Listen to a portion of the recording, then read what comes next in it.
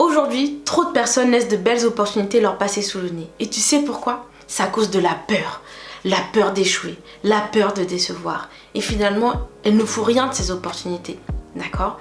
Et aujourd'hui, j'aimerais te raconter une anecdote. Dernièrement, j'ai parlé avec une abonnée sur la Pop Madeco Academy sur Instagram. Si tu ne connais pas, je t'invite à t'abonner. Et elle avait une belle opportunité qui se présentait à elle, mais elle n'arrivait pas à la voir.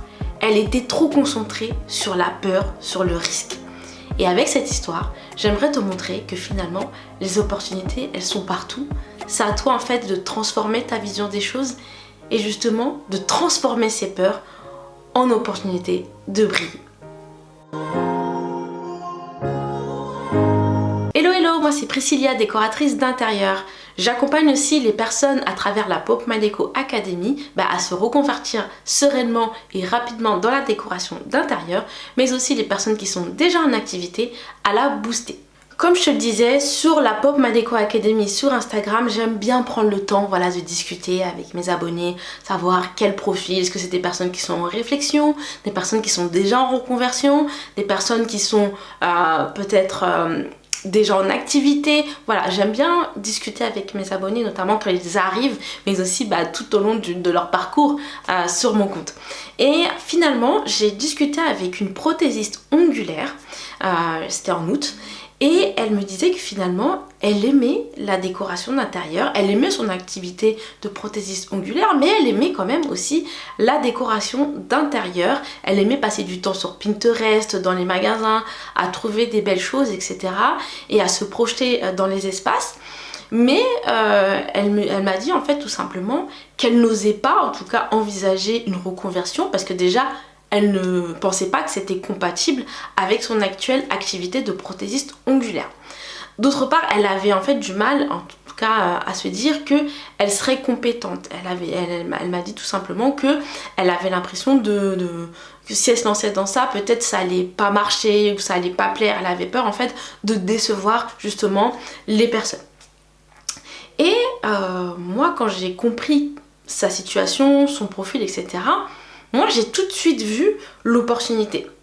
Je te laisse vraiment 2 secondes pour imaginer l'opportunité qui s'offre à cette prothésiste ongulaire de faire également de la déco.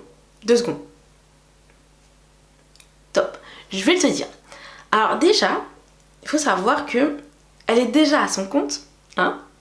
Donc elle a déjà toute la partie relations commerciales, toutes ces choses-là qu'une personne qui est salariée n'a pas encore. Donc elle a déjà ça, donc elle peut tout à fait capitaliser dessus. Deuxième chose, ses clients sont en fait la plupart du temps des clientes, d'accord? Et on est d'accord que pour la décoration d'intérieur, en tout cas les nombreuses années d'expérience que j'ai, m'ont montré que la majorité de mes clients sont des clientes. Donc ça veut dire que quotidiennement, elle a des interactions avec des personnes qui correspondent en grande partie au profil de personnes qui seraient potentiellement intéressées par la décoration d'intérieur. Est-ce que tu commences à voir là où je veux en venir? Donc finalement, ce que je lui ai dit, c'est que tout simplement, c'était totalement compatible avec son activité actuelle. Il faudrait juste qu'elle s'organise au mieux. Et l'idée, c'est que qu'elle quitte pas forcément, qu'elle n'arrête pas son activité de prothésiste ongulaire. Elle peut avoir son activité et de temps en temps, 2-3 projets par mois, faire de la décoration d'intérieur. Mais ça va nécessairement engager du temps en plus parce que pour faire de la déco, il faut aussi communiquer, etc. Il faut le temps sur les projets. Donc il y a quand même une organisation au niveau de son emploi du temps. Et deuxième chose, en fait, elle aura beaucoup plus de facilité en termes de démarrage d'activité parce qu'elle a déjà de potentielles clientes déjà tous les jours chez elle. D'accord? Donc aujourd'hui, elle a déjà en plus une pièce qui est très joliment décorée. Donc elle reçoit ses clientes et elle a déjà le cadre. Donc imagine un peu, elle fait les ongles de ses clientes. Sur la table, elle a peut-être une espèce de présentoir avec, des flyers, peu importe, qui parlent de son activité de décoration. Et une prestation pour les ongles, ça dure quand même un petit bout de temps. Et moi, je sais que ça m'est déjà arrivé de me faire les ongles. Et pendant ce temps-là, soit je parle avec la personne, soit mes yeux se promènent un peu sur ce qu'il y a sur la table. Donc forcément, la personne va voir ces fameux flyers. Aussi, cet abonné peut tout à fait, en discutant avec la personne, parler de la décoration, etc. Et de manière subtile, en venir justement à ces prestations de décoration. Et ça sera vraiment super simple pour elle d'avoir ses premières clientes. Et d'un autre côté, si elle fait des projets de décoration avec des clientes qui ne connaissent pas son activité de prothésiste ongulaire, elle pourra leur proposer finalement ses services. Donc finalement, si tu comprends bien, les deux activités pourraient se nourrir l'une et l'autre. D'accord? Donc ça, c'est une force de frappe qui est quand même considérable. On est d'accord? Il faut savoir aussi qu'aujourd'hui, elle a déjà une communauté sur Instagram d'environ 800 abonnés, ce qui n'est pas rien, ok? À l'échelle d'Instagram, à l'heure où on recherche 10 000, 20 000, 50 000, 1 million d'abonnés, on a l'impression que c'est peu, mais imagine-toi, là, devant toi, il y a 800 personnes. C'est juste énorme. Donc, tu vois que si elle crée un nouveau compte Instagram pour sa déco et qu'elle annonce, par exemple, en story, etc., qu'elle a un nouveau compte et une nouvelle activité, est-ce que tu vois le potentiel que ça peut lui offrir? Tu vois? Donc déjà, c'est toutes ces petites choses-là que j'ai essayé de lui faire prendre conscience. Voilà ce que je lui ai dit finalement. Qu'aujourd'hui, il n'y avait aucun risque.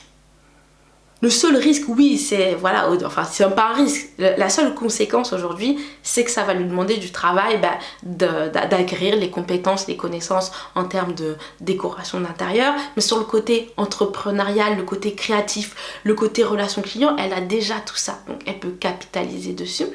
Et finalement, ça sera très simple. Il n'y a aucun risque. Et même si ça ne marchait pas, et alors? Elle aura testé.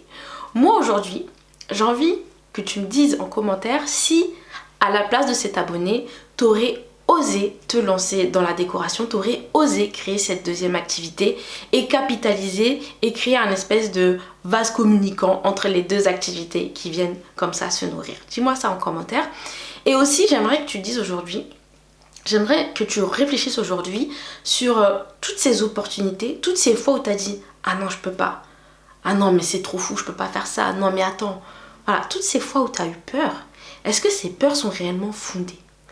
Est-ce que tu n'as pas laissé une opportunité te passer sous le nez? J'aimerais que tu réfléchisses à ça. Parce qu'aujourd'hui, l'être humain, il est un peu complexe. À chaque fois qu'on va lui proposer quelque chose qui est un peu différent de ce qu'il voit d'habitude, de ce qu'il fait d'habitude, finalement la notion de sortir de sa zone de confort, il prend peur et il pose toujours la question de cette manière. Ah oui, mais c'est trop risqué. Imagine que ça marche pas. Aujourd'hui, j'ai envie que tu te poses la question d'une autre façon, que tu reformules ta question. C'est une super opportunité et si ça marchait? Et ça fait toute la différence. Je te dis à bientôt pour une prochaine vidéo et vraiment, repose-toi cette question, pense à ça et ouvre tes yeux. Il y a des opportunités vraiment partout.